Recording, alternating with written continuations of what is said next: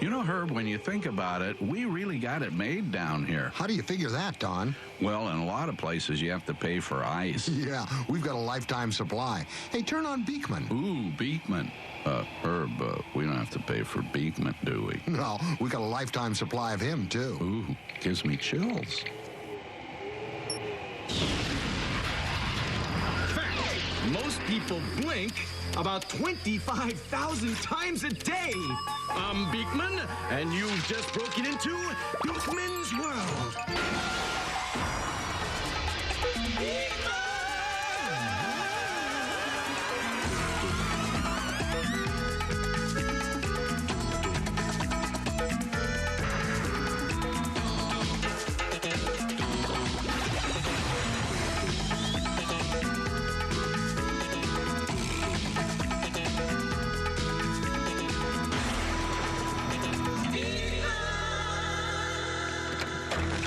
Hello, Beakman. Are you ready? I'm ready, willing, and able. Liza, toss out the first question. And ask me the second one. What makes thunder and lightning, wonders Danielle Smith of Barkhamsted, Connecticut. Why, that strikes me as a shocking current event question. All of your questions strike us. Later on in the show, we'll tell you where to send your letters. Actually, the same thing causes thunder and lightning. But before we can understand that, we've got to understand a thing or two about static electricity. Static electricity. An electric discharge of an electric charge. Now shoot. Or in human terms, static electricity is electricity that's often produced by rubbing. Like when you walk across a carpet and you get a shock when you touch a doorknob, or when you put your hand near your TV and the little tiny hairs on the back of your hand stand up at attention and get all tingly, or when you take your socks out of the dryer and they're all stuck together and they don't want to come apart and you gotta... Okay. They get the idea. Bogoscope. The rug and your feet are made of little tiny particles called atoms. Negatively charged electrons zip around the outside of each atom. Positively charged protons are in the center of the atoms and generally balance the negative charge of the electrons. So the atoms are neutral. Usually. But when your feet rub on the rug, they pick up some extra electrons, so you're no longer neutral. You have a negative charge. When you touch metal, like a doorknob, which is a good conductor of electrons, your extra electrons will be pushed off into the doorknob, giving you a tiny shock and leaving you without a charge. And now, it's time for Static Theater! First, let's charge this critter up. Usually I use a piece of wool, but fur will work fine. I'm giving the balloon a negative charge. While you're at it, could you give my back a positive scratch? No. These very attractive actors from the Static Theater are demonstrating how the negative charge from the balloon attracts the positive charge in these objects. Danielle Smith did not ask about static electricity. She asked about lightning and thunder. Lightning occurs when certain meteorological conditions are present. He means when the weather's right. During thunderstorms, powerful updrafts of air build huge clouds. This often happens along cold fronts or over ground that was heated by sunshine. Inside these clouds, water droplets and ice crystals are moving very fast and smack together. You've got a humongous amount of electrons zooming around up there. So in this case, we're talking humongous charges. So lightning is the spark. Saloon! In clouds, the negative charge is on the bottom, while the positive charge is on top. When there's a big enough difference between the two, lightning occurs to neutralize the charges. Well, how come lightning hits the ground sometimes? Sometimes the ground carries a positive charge, and the bottom of the cloud is strongly negative. In fact, the electrical potential can be as much as 100 million volts. And when that happens, bada bing, bada bang, Bada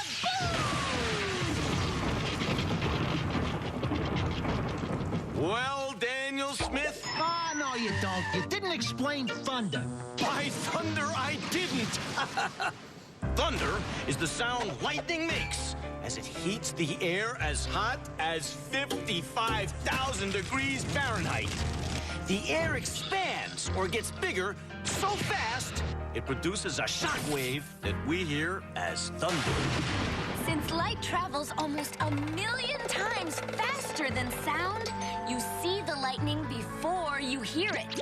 You can find out how far away lightning is by counting seconds as soon as you see it. Then stop when you hear the thunder and divide the number of seconds by 5. 1 Bunsen burner, 2 Bunsen burner, 3 Bunsen burner, 4 Bunsen burner, 5 Bunsen burner. 5 divided by 5 is 1.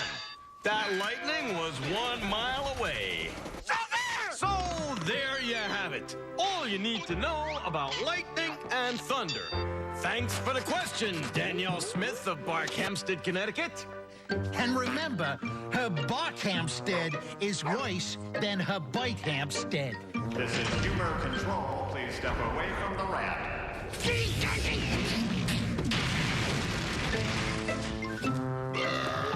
Check, please. Coming up next, we'll be sucking eggs big time. Don't go away. Beakman's World must now take a beaker break. And now, back to Beakman's World. Read my lips. It's time to cram your cranium. Here he is, the gaffer of greatness, the producer of perspicacity, the Kelly Monteith of the inner peace, the one, the only, the Beakman. You pluck 'em, I'll shuck 'em. Let's Virginia reel.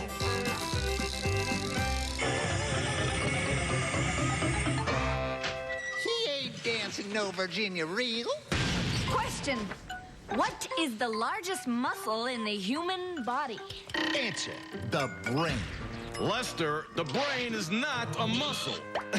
Well, maybe yours is.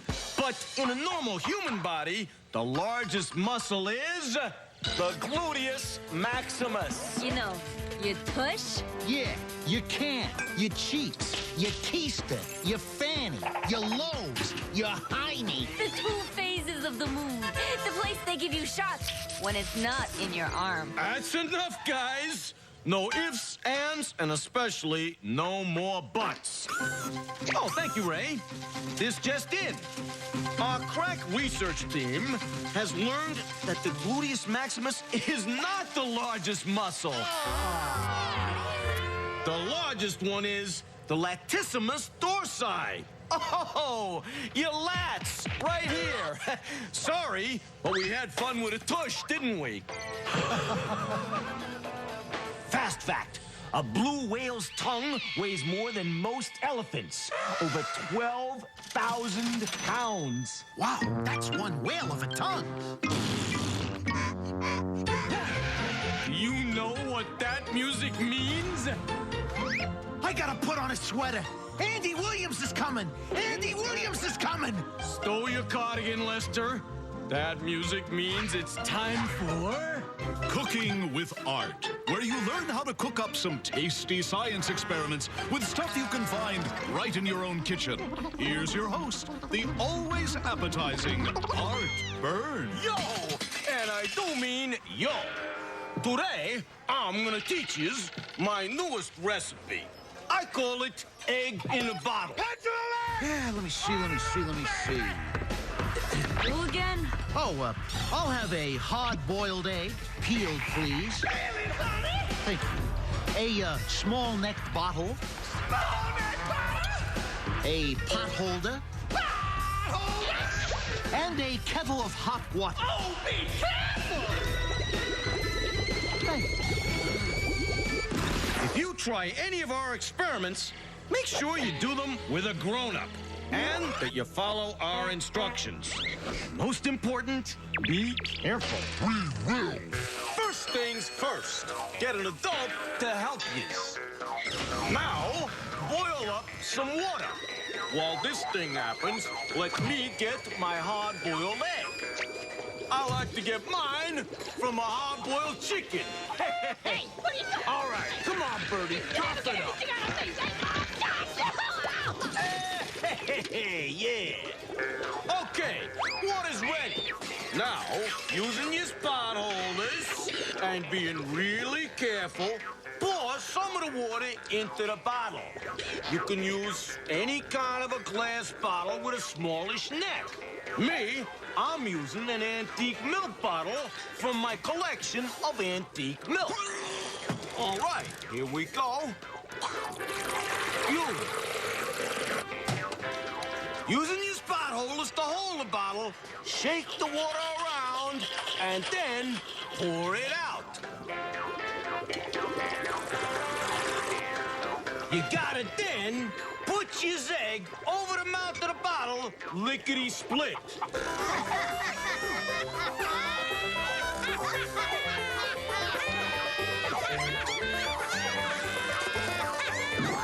Even though the egg is larger than the mouth of the bottle, look what happened. Whoa.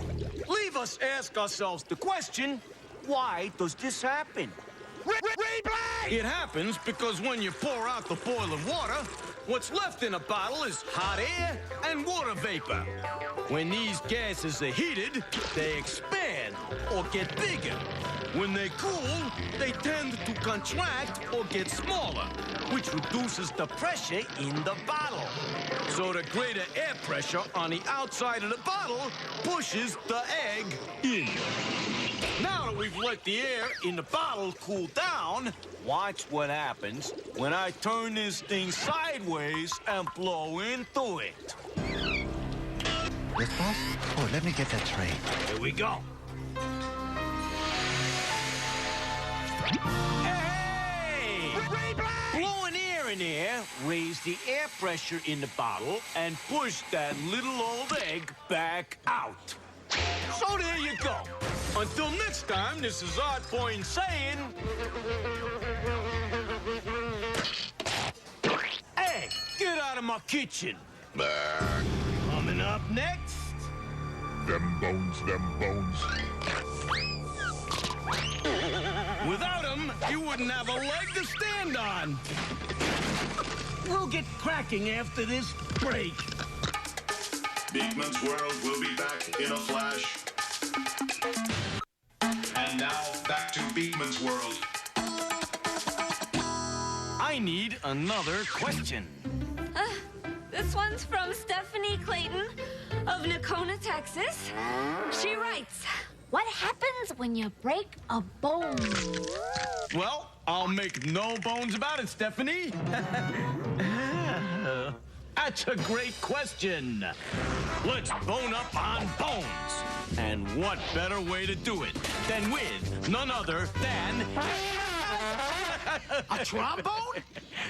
No. With our old pal, Bones. Bon voyage! Now, Lester, you know something about bones, right? Well, I'm not exactly a bonehead. Oh, yeah? Then why are you talking to me? Anyway, what are the 3 structural functions of bones? Oh, I got that. Support, movement, protection. Then Beakman says... Very good, Lester. The bones of our skeletons combine with muscles to give our bodies support so we don't collapse into fleshy floor puddles, and movement so we can move our arms, legs, noses. Hey, I can't move my nose.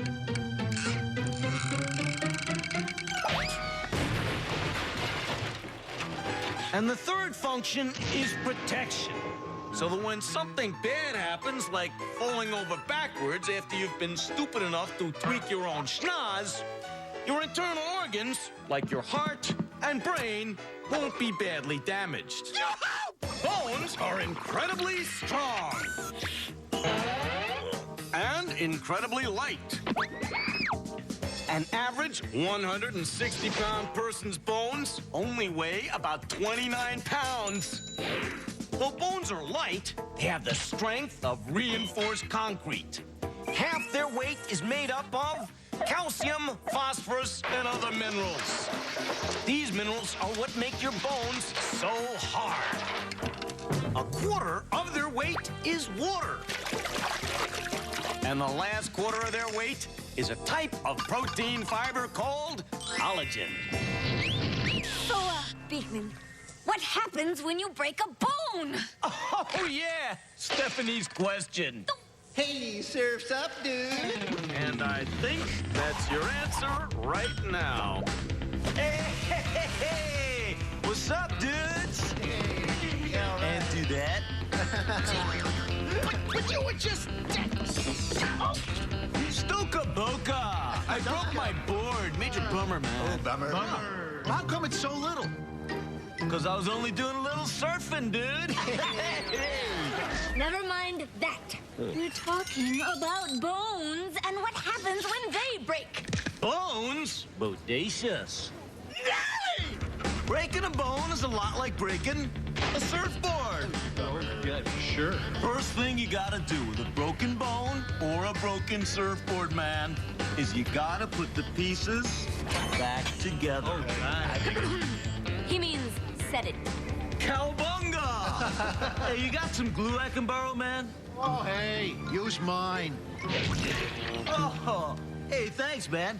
Whoa, I gotta get me a wetsuit like that. Oh. Me too. After your bone is set, broken blood vessels form a blood clot around the break called a hematoma. Kind of like a temporary glue for your blood vessels so you stop bleeding. Tubular! Hey, you got some fiberglass mesh I can bum off you, man? My mesh is your mesh. Hey, after a few days, fibrous, lacy mesh of connective tissue grows through the hematoma and around the break. It forms sort of a natural cast. Just like this mesh I'm wrapping around my board. You got any resin, man? I don't... Awesome! Now, in a bone, there's this special kind of cell called an osteoblast. Bonus bone fact. Osteoblast is Greek for bone maker. Hey! And aren't we having an osteoblast now? Yeah. Anyway, the osteoblasts strengthen the bone ends by depositing calcium phosphate and other minerals in them. Now that makes them hard, just like this resin's gonna make the fiberglass hard when it dries. Cool. In about 2 weeks, new bone forms around the break.